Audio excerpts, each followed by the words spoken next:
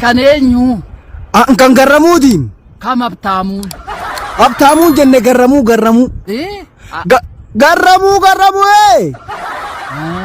kan abbaa Tasfaayeeti? Wayyaa Tasfaayee garramuun jedhe garramuu. Qoy mucaan gafaatee ati Tsaayeedhaaf. Hangan Tsaayee miti. Hangarramuutan. Ani abbaa haadhaan immoo. Abtaamuu kan akkaman wal dhaaleemmanii. Eeyotte garramuun jedhe garramuu. Gaaramu. Kan garramuu ta'e. Kan garramuu. Gafaa moo isa quxisuu? Isa quxisuudha. Isa quxisuu. Qilxuu. Isa quxisuu. Isan gafaa moo isa quxisuudhaati? Isa quxisuudhaan jedhe quxisuu isa dhumaa. Isa dhumaan jedhe isa dhumaa isa quxisuu.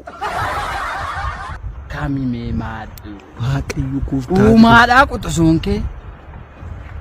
Ayyaanaadha koo ana duuba namni tokko hin jiru. Haati kee hoo? Birriituudha. Kam immoo kibbituun?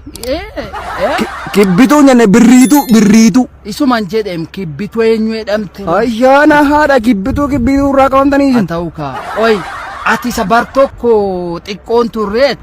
Maal dur xiqqoon ture kaa amma nan guddadde malee. Maal ijoolleen ammaa maalootte guddinaan immoo kamii dudduuba keeteenni?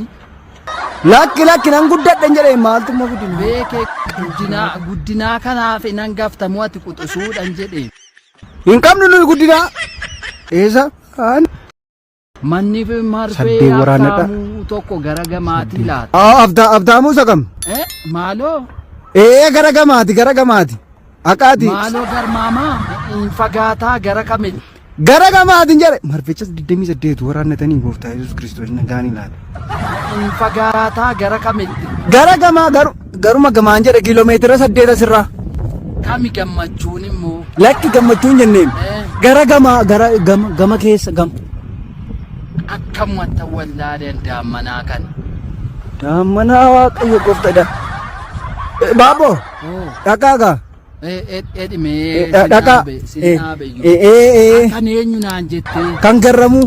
Abtaamuma kana wallaala ta'u. Abtaa haa ta'u.